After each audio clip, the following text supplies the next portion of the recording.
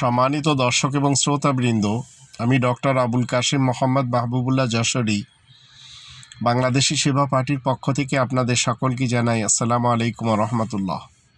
2026 সাল, ডিপ স্টেটের সরকার আমাদের দেশে লক্ষ্মীপুরের যে ঘটনা আমরা দেখলাম, মা এবং তার 3টি কন্যা সন্তানদেরকে যে হত্যা করেছে সে একজন উগ্রবাদী হিন্দু।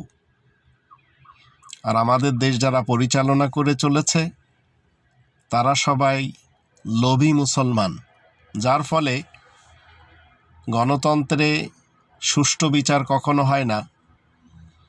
তাই ধর্ষণ একের পর এক হচ্ছে, বলাৎকার হচ্ছে, অবিচার কুবিচার হচ্ছে, কিন্তু সুবিচার নেই। এর জন্য আপনাদেরকে বাংলাদেশি সেবা পার্টির পক্ষে আসতে হবে।